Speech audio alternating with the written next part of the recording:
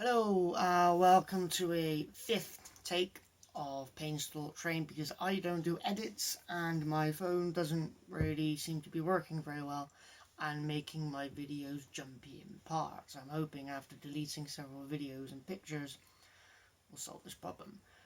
On to the main bulk of this video. MCU news has dropped overnight from San Diego Comic-Con regarding Phase 4 and what is coming and when it is coming.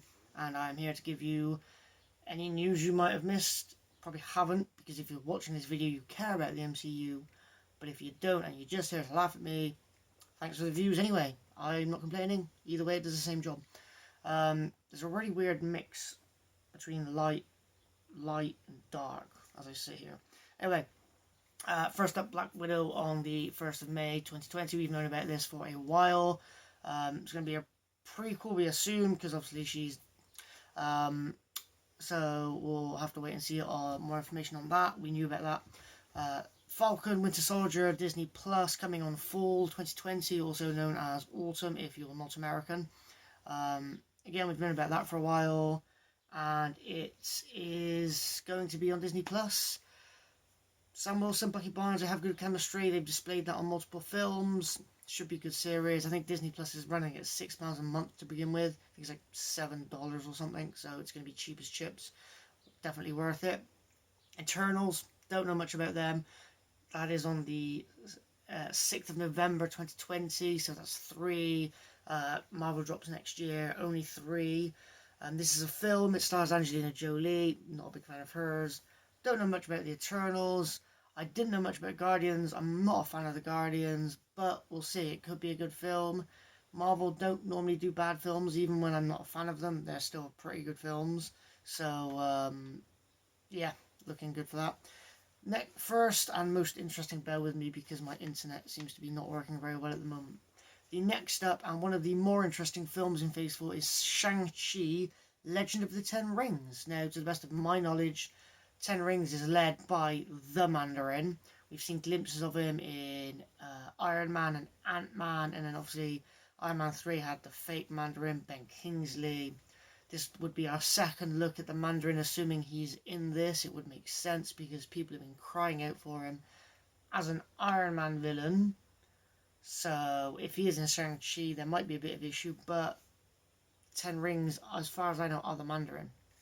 So we could see some Iron Man references in that, to be honest, but we'll have to wait and see. There's a possibility for it. Next up, on spring 2021, which I believe is the well, spring is a wow, I've forgotten what spring is. Oh well, you will know what it is. I'm just having a dumb moment. Anyway, spring 2020, WandaVision, Disney Plus. Now, this is the interesting bit. After this, on the 5th of July, 5th of July.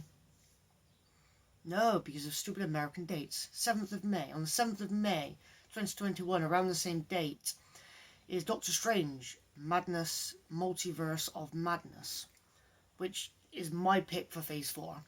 I like Doctor Strange, and interestingly, Wanda, or Elizabeth Olsen, is down for this film. She is in this film, which is making me think, because they're close together, they may actually swap them, and Multiverse of Madness could have Wanda and Strange not looking for necessarily, but finding a Vision, which then brings Vision into the main MCU again, which could then lead to the WandaVision not being a prequel as we've all assumed it would be, because he is obviously dead. That is a possibility because they're so close together. Now, I don't know if anyone else has come up with this idea, but just looking at the dates on my screen, that looks like a possibility. And it would make sense because with Black Widow being in the past, I don't think... excuse me. I personally don't want too many things taken from the past and putting into not into the current MCU, but current films delving into the past. It can get very confusing. It'll work with Captain Marvel, it'll work with Black Widow, but if you do it too much, it can muddy the waters between what's now, what's then, and with the multiverse theory, what's in the main MCU, which I think is 199999. That's the MCU's universe, 199999, 1 and 5 nines. Next up, Loki 2021 spring. That is again on the Disney Plus channel. Everyone loves Tom Hiddleston. Everybody loves Loki. Can't see this being anything but an absolute hit. By all accounts, it's going to be him jumping through history and messing about with it. Again, that kind of goes in the face of what I've just said. So, I mean, I like that idea, but I don't like it being done too much with too many different entities of the MCU. So, bit of a oxymoron, hypocritical statement there. I don't know, but I like Loki. Again, the next one is also possibly not time travel related, but different times. The What If series, summer 2021, Disney Plus. What If series is essentially that. It is a non-canon animated series which will explore what if scenarios. Now, I believe the first episode is going to be what if Peggy Carter took the super soldier serum instead of Steve Rogers. I'd love this if it wasn't animated. Honestly, this is like the possibly the worst of the MCU. It's not well, it is the MCU, but it's non-canon. I'm not a fan. I'm not interested. Honestly, I'm probably not going to watch it. It's animated. I'm not a fan of animation. Spider-Man Into the Multiverse, I loved, but I'm not. Yeah, I'm not. I don't care. Hawkeye, autumn 2021, Disney Plus, starring Kate Bishop, who is so far the only person to officially be called Hawkeye in the MCU. I believe Clint Bottom was referred to as the Hawk or he's up in his nest. I think Eric Selvig said to Nick Fury in Avengers. Might have been Thor. No, Thor, he was referred to as the Hawk, I believe. And then in Avengers, he was told he was up in his nest. So, yeah, Hawkeye is probably going to involve Clint Barton and Kate Bishop. That is on Disney+. That, again, I'm excited for.